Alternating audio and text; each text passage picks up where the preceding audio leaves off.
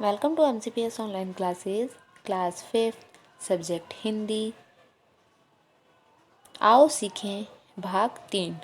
प्यारे बच्चों, आज हम हमारी क्लास 5th की जो हमारी हिंदी की 3 बुकें हैं उसका भाग 3 शुरू कर रहे हैं, जिसमें हम चैप्टर नंबर 15 कर रहे थे, जिसका नाम था पन्ना का त्याग।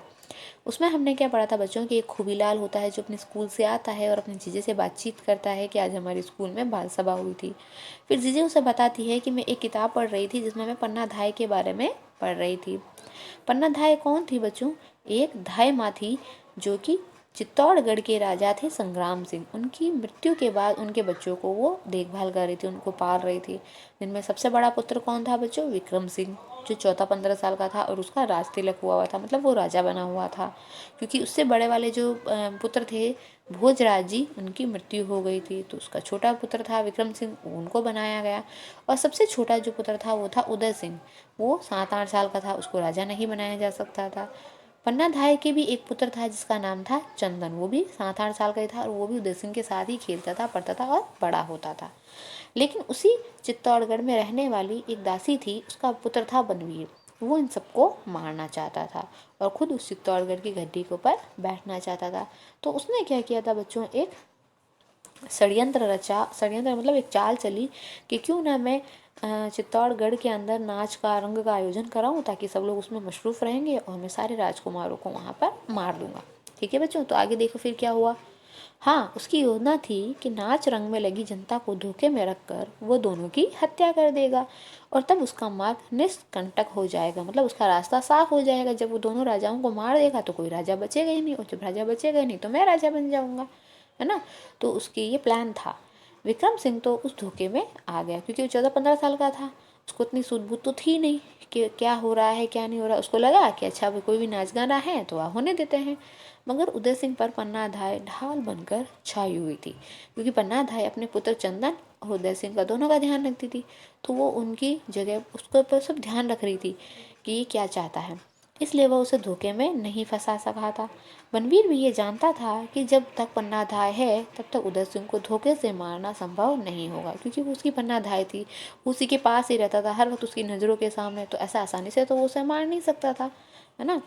उधर पन्नाधाय को भी ये पता लग गया था कि नगर व्यापी नाच और रंग के बीच हत्याकांड करने वाला है, मगर वह उदय सिंह को लेकर कहीं बाहर भी नहीं जा सकती थी, है ना। अब पन्नाधाय को पता चल गया कि बनवीर बहुत ही ज़्यादा बदमाश है, वो उन दोनों को मारना चाहता है। तो वो उदय सिंह को बचाना भी चाहती थी, लेकिन उसको बचाए भी कैसे, वो कहीं लेकर जा भी नहीं सकती थी, क्योंकि सारे जो सेना के लोग थे वो तो सब किसके तरफ हो गए थे? बनवीर की तरफ हो गए थे, है ना। तो अब आगे वो पूछ रहा है खूबी कि क्यों जीजी, वो उसको बाहर क्यों नहीं ले जा सकती थी। बनवीर के आदमी सब और चौकसी पर थे, मतलब ध्यान रख रहे थे, और बाहर निकलना निरापद नहीं था, मतलब आसान नहीं था। महल में उसे छिपाने से भी कोई लाभ नहीं था, क्योंकि सभी और बनवीर के भेदिए मौजूद थे। भेदिए मतलब भेद खोलने वाले, कि भाई मैंने उदय सिंह को कहाँ छुपाया वो बता देंगे। इस भयंकर संकट में पन्नाधाय ने अपने मन में एक ऐसा दृढ़ संकल्प कर लिया था जैसा कोई माँ शायद नहीं कर सकेगी। उसने सोच लिया था कि मैंने इसको पाल पोस के बड़ा किया है तो मैं इसकी रक्षा करूंगी, इसके लिए चाहे मेरी जान ही क्यों नहीं चली जाए, है ना। तो पन्नाधाय बहुत समझदार थी। उसने उदय सिंह को नाच रंग में नहीं जाने दिया, क्योंकि छोटा बच्चा था तो वो जाना चाहता था, लेकिन उसने नहीं जाने दिया। इसलिए वो रूठ गया और रूठ कर रसोई घर में ही सो गया था। कीरत नाम का एक बारी था जो पन्नाधाय का भक्त था। कीरत एक आदमी का नाम है बच्चों, और वो क्या काम करता था, मतलब जो खाना बनता है उसमें जो जूठा बच जाता है उसको उठाने का, कचरा उठाने का काम किया करता था। लेकिन जो पन्नाधाय थी उसको वो बहुत अच्छा लगता था। कहने का मतलब वो उसको भगवान की तरह पूछता था कि पन्नाधाय जो भी कहती थी वो उसका कहना मानता था। वह महलों से झूठी पत्तलें इकट्ठी कर कर ले जाने का काम करता था। पन्नाधाय ने उसे सिसोदिया वंश का मतलब जो राजा महाराजा थे उस टाइम में कौन सा वंश चल रहा था, है ना, सिसोदिया वंश चल रहा था। तो उसको आन को बचाने के लिए ये काम सौंपा कि वह अपने टोकरे में, मतलब जो छबड़ी होती है, जो टोकरा होता है, उसमें वो झूठी जो पतले लेकर जाता है, उन पतलों में उदय सिंह को छुपाकर चित्तौड़ के किले से बाहर पहुंचा दे और पन्नाधाय के वहां आने तक उसकी रक्षा करे।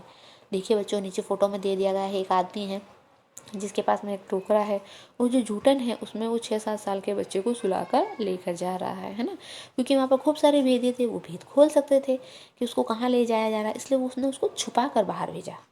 कीरत बारी बात और धर्म का धनी था, मतलब उसने जो कह दिया पन्ना धाय ने, वो कीरत उसकी बात मानता था। उधर कीरत गया और इधर पन्ना धाय का एकमात्र बेटा चंदन तमाशा देखकर लौटा, है ना, क्योंकि वो दोनों दोस्त दोस्त थे।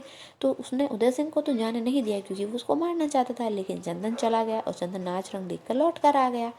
वह माँ से राजकुमार उदय सिंह के बारे में पूछ रहा था, क्योंकि वो दोनों प्राय साथ साथ ही खाना खाते थे, क्योंकि वो भी तो उसकी माँ थी ना, तो वो थोड़ा सा खाना चंदन को खिलाती तो कभी उदय सिंह को भी खिलाती थी।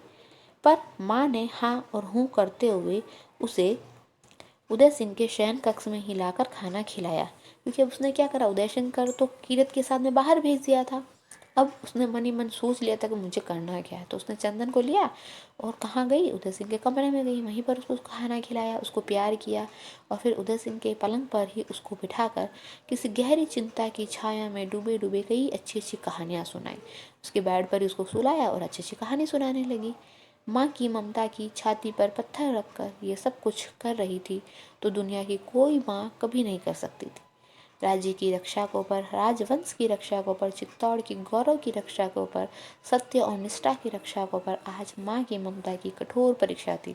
देखो बच्चों, उसका बच्चा भी छोटा था, 6-7 साल का, उदय सिंह भी छोटा था, और उसने उदय सिंह को बचाने के लिए अपने पुत्र चंदन को कहानी सुनाई, खाना खिलाया, और क्या किया, उदय सिंह के बेड पर, मतलब उसके बिस्तर को पर उसको सुला दिया। क्यों सुला दिया बच्चों? ताकि बनवीर सोचे कि यह कौन है, उदय सिंह है। समझ आया बच्चों? ये सिर्फ किस लिए कर रही है? अपने चित्तौड़ को बचाने के लिए, उसके राजा को बचाने के लिए कर रही है, ताकि बनवीर राजा ना बन सके। अबोध चंदन माँ की दुलार की छाया में शीघ्र ही निद्रा से मग्न हो गया, मतलब उसको जल्दी ही नींद आ गई कि माँ ने उसको अच्छा से दुलार किया, खाना भी खिलाया, और वो सो गया। ऐसी नींद सो गया कि उस नींद का सवेरा आज तक नहीं हुआ, मतलब वो जब सोया उस दिन के बाद से वो कभी उठा ही नहीं। थोड़ी देर में षड्यंत्रकारी हत्यारा बनवीर सिंह विक्रम सिंह के खून से रंगी हुई तलवार लेकर उदय सिंह के कक्ष में घुसा। इसका मतलब जो विक्रम सिंह था ना, जो 14-15 साल का उसका भाई था, उसको बनवीर ने वहाँ पर मार दिया है। नाचर में गया था ना, वो वहाँ पर उसको मार दिया है, और उसकी तलवार पर खून लगा हुआ है, और वो उदय सिंह के को भी मारने के लिए आ गया।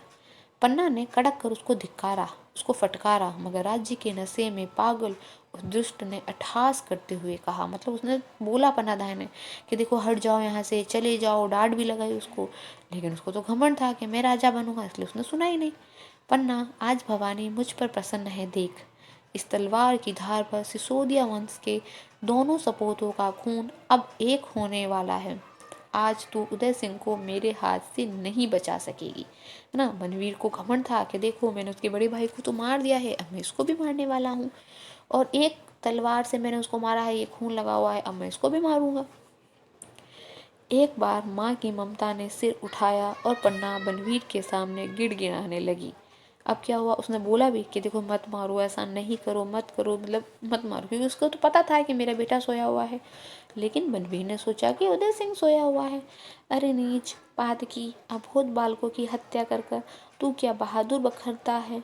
तू उदय सिंह की हत्या न कर, मैं उसे लेकर कहीं दूर चली जाऊंगी, कुछ तो दया कर।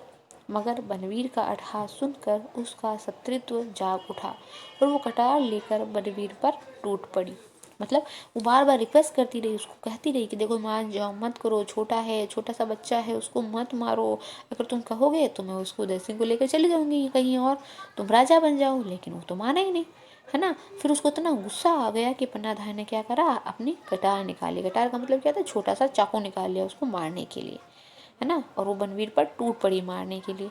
भाग्य दुष्टों का भी साथ दे देता है खूबी। कटार का वार बचाकर क्रोध से फुफकारते हुए बनवीर ने पलंग पर सोए हुए बच्चे पर तलवार चला दी। पलंग पर से चीख तक नहीं उठी।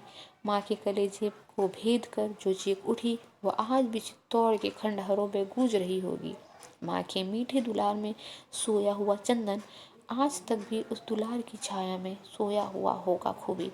अब जीजी बता रही है कि देखो उसने इतनी कोशिश की, डांट भी लगाई, लेकिन नहीं माना। फिर वो तलवार लेकर, छोटा सा चाकू लेकर उसकी तरफ भी भागी, लेकिन फिर भी वो नहीं माना, और उसने तलवार से उसको दूर फेंक दिया।